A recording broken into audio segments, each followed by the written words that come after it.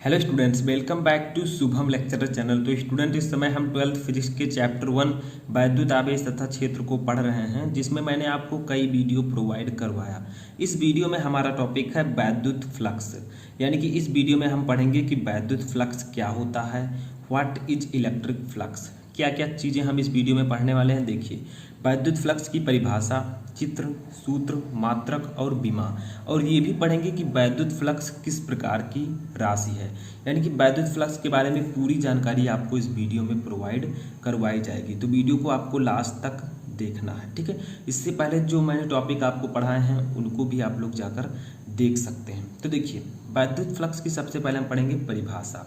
तो इसकी दो डेफिनीशन है। एक डेफिनीशन आपके सामने लिखी हुई है जिसका मैं चित्र बनाकर समझाऊंगा, और एक डेफिनीशन इसका और भी है। तो देखिए, सबसे पहले इसकी परिभाषा पढ़ते हैं। तो वैद्युत फ्लक्स क्या होता है? वैद्युत क्षेत्र में स्थित किसी काल्पनिक पृष्ठ पर वैद्युत फ्लक्स उस पृष्ठ से होकर गुजरने वाली वैद्युत बल रेखाओं की संख्या की माप है।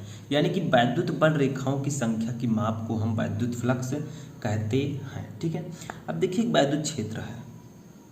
इस प्रकार से एक वैद्युत क्षेत्र बहुत ही जो है इस प्रकार से, ठीक है, एक काल्पनिक हमने वैद्युत क्षेत्र यहाँ पर ले लिया है। अब देखिए क्या कहा जा रहा है, इसको समझिए, ठीक है। ये इस प्रकार से कुछ वैद्युत क्षेत्र है। अब क्या कहा जा रहा है, देखिए, वैद्युत क्षेत्र में स्थित किसी काल्पनिक पृष्ठ है। अब इसके अंदर एक काल्पनिक पृष्ठ है, ठीक है, कुछ इस प्रकार से।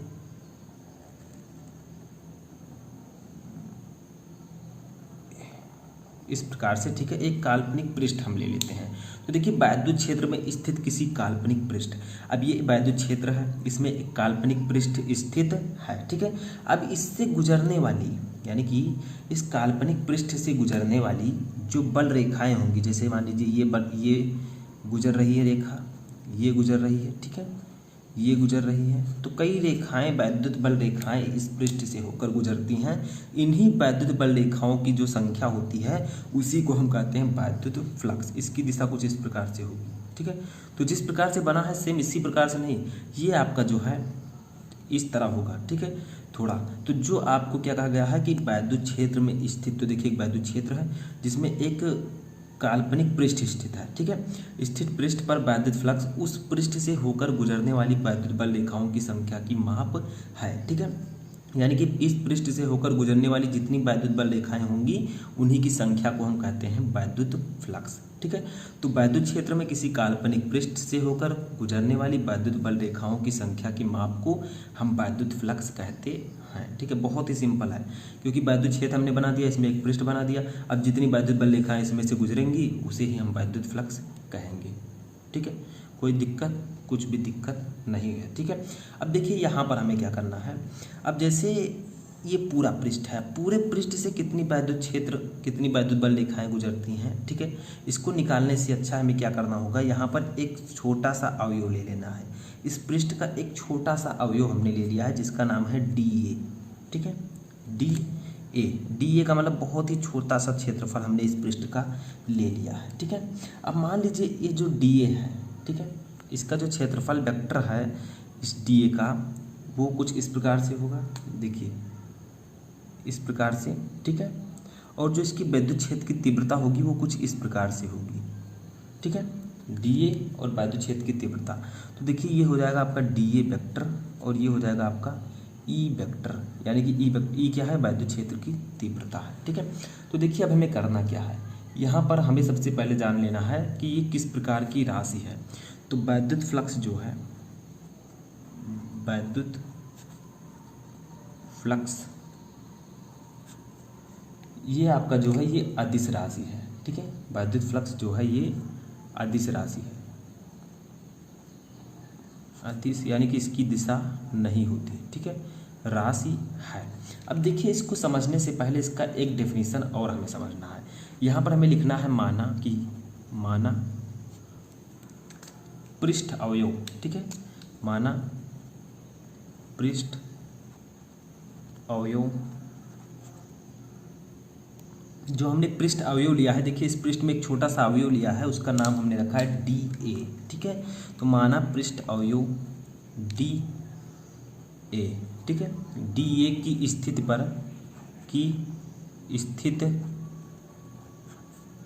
पर वैद्युत क्षेत्र की तीव्रता जो है वो हमने ली है यहाँ पर ई वेक्टर। तो ये जो है आपका ई वेक्टर है, ठीक है, ई वेक्टर है। तब इसकी एक और हम परिभाषा निकाल सकते हैं। वो परिभाषा क्या है उसको लिखते हैं। तो परिभाषा है,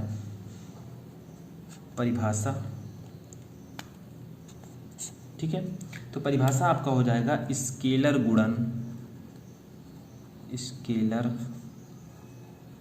गुणन ई वेक्टर, ठीक है, E vector D A vector, E vector और डी ए वेक्टर अवयव से होकर जाने वाला वैद्युत फ्लक्स कहलाता है, ठीक है, वैद्युत फ्लक्स कहलाता है, ठीक है। यानी कि कहा गया है कि जो आपका ई वेक्टर है और डी ए वेक्टर है, देखिए यहाँ पर हमने एक सूक्ष्म क्षेत्रफल लिया, डी ए वेक्टर क्षेत्रफल, ठीक है, डी ए हमने लिया एक सूक्ष्म जो है क्षेत्रफल इस पृष्ठ का। अब इसके ई वेक्टर और डी ए वेक्टर से होकर जो जाने वाली जो रेखाएं हैं स्केलर गुणन, उसको हम कहते हैं वैद्युत फ्लक्स, ठीक है। तो क्या कहा गया कि स्केलर गुणन E vector into D A vector अवयव से होकर जाने वाला वैद्युत फ्लक्स कहलाता है, ठीक है। इस अवयव से कितने वैद्युत बल रेखाएं गुजर रही हैं उसको हम वैद्युत फ्लक्स कहते हैं।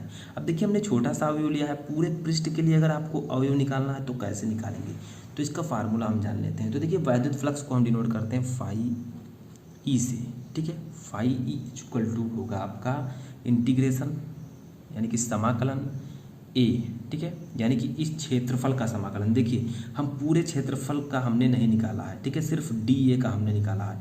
अब हमें पूरे क्षेत्रफल का अगर निकालना है, ठीक है, पूरे क्षेत्रफल का अगर हमें निकालना है वैद्युत फ्लक्स, तो हम क्या करेंगे, समाकलन ए लिख देंगे, ठीक है।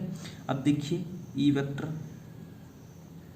डॉट डी ए वेक्टर, ठीक है, E vector dot D A vector, यही हो जाएगा आपका सूत्र किसका, वैद्युत फ्लक्स का, ठीक है।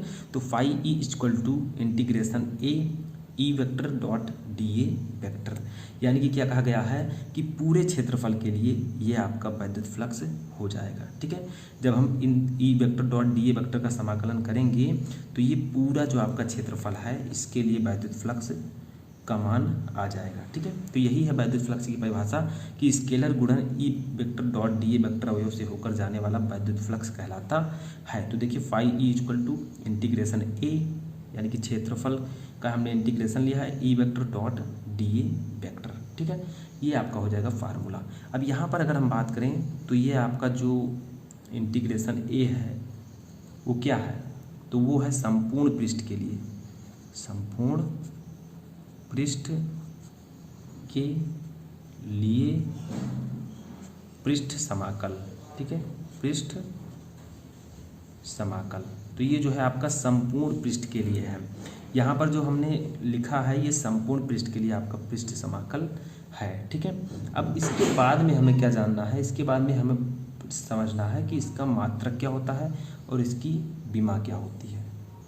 तो देखिए मात्रक जानने से पहले इसका एक फार्मूला हम और जान लेते हैं, ठीक है। वो फार्मूला है phi E equal to E A cos theta, ठीक है, ई ए कॉस थीटा, ये भी इसका एक सूत्र है, यानी कि phi E equal to E A cos theta, जहाँ ई है वैद्युत क्षेत्र की तीव्रता, ए है आपका क्षेत्रफल, कॉस थीटा आपका ये वाला एंगल है जो यहाँ पर दिखाया गया है, ठीक है। देखिए डी ए वेक्टर और ई वेक्टर के बीच में जो ये एंगल बन रहा है ये आपका कॉस थीटा होगा, ठीक है। तो यहाँ पर phi E equal to E A cos theta भी होता है। अब देखिए कुछ ऐसी स्थितियाँ भी हैं, जैसे मान लीजिए थीटा की वैल्यू 0 हो, ठीक है, तो कॉस 0 की वैल्यू 1 हो जाएगी, आपका phi E equal to E into A आ जाएगा, ठीक है। तो ऐसे आपकी कुछ वैल्यूज होती हैं, कुछ स्थितियाँ हैं, ठीक है। तो चलिए इसका मात्रक देख लेते हैं, ठीक है। तो मात्रक को जानने से पहले आपको इसका फार्मूला तो पता ही है, मैंने आपको बताया कि phi E equal to E A cos theta, E A cos theta. ठीक है, हमने बताया कि अगर मान लीजिए कि थीटा की वैल्यू 0 है, ठीक है, थीटा की वैल्यू 0 है तो कॉस 0 की वैल्यू 1 हो जाएगी। तो यहाँ पर एक फार्मूला और निकल आएगा, phi is equal to E ए। ठीक है, ई ए। तो अब इसका मात्रक हम कैसे निकालेंगे? देखिए, अगर हमें फाई ई यानी कि वैद्युत फ्लक्स का मात्रक निकालना है तो जो ई है और ए है इसका मात्रक हमें पता होना चाहिए। तो ई क्या है? आपका वैद्युत क्षेत्र की तीव्रता। मैंने आपको बताया E equal to F upon Q naught होता है। ठीक है, यानी कि एफ का मात्रक न्यूटन, क्यू का मात्रक कूलाम। तो वैद्युत क्षेत्र की तीव्रता का मात्रक होता है न्यूटन प्रति कूलाम। तो देखिए, हम पहले ई का मात्रक लिख लेते हैं, न्यूटन अपान कूलाम। ठीक है, न्यूटन प्रति कूलाम। अब देखिए ए क्या है? ए है आपका क्षेत्रफल। क्षेत्रफल का मात्रक होता है मीटर स्क्वायर, मीटर स्क्वायर। ठीक है, होता है, पता है सभी को। अब देखिए यहाँ से हम मात्रक निकाल लेते हैं। तो देखिए इसका हो जाएगा newton metre square, metre square. अब देखिए जो कूलाम नीचे प्लस में है, इसके ऊपर जो प्लस 1 है घात वो ऊपर जाएगा तो हो जाएगा कूलाम इनवर्स। ठीक है, कूलाम इनवर्स। तो ये आपका हो जाएगा। तो ये हो जाएगा आपका मात्रक किसका? फाई ई का। ठीक है, newton metre square coulomb inverse. समझ में आया? इसमें आपको कोई दिक्कत नहीं होनी चाहिए, बहुत ही सिंपल है। तो समझ में आ गया आपको मात्रक? Newton metre square coulomb inverse होगा फाई ई, यानी कि विद्युत फ्लक्स का मात्रक। अब बीमा इसका सिंपल है, उसको आपको लिख लेना है। देखिए इसी फार्मूले से आप बीमा भी निकाल सकते हैं, लेकिन मैं यहाँ पर डायरेक्टली बता देता हूँ, ml3 t के पावर -3 a के पावर -1। ठीक है, सेम इसी तरह आप निकाल सकते हैं। देखिए न्यूटन है, बल की बीमा लगा दीजिए mlt -2, ये आपका कूलाम है यानी कि आवेश, तो इसका लिख दीजिए at, और ये आपका मीटर स्क्वायर है तो इसका लिख दीजिए l के ऊपर l के पावर 2। बस आपका बीमा निकल आएगा। ठीक है, तो इस प्रकार से आप वैद्युत फ्लक्स के बारे में सब कुछ जान चुके हैं कि वैद्युत फ्लक्स क्या होता है, इसकी परिभाषा, बीमा, सूत्र, मात्रक सब कुछ मैं आपको बता चुका हूँ। तो कैसा लगा आपको ये वीडियो? कमेंट बॉक्स में बताएं।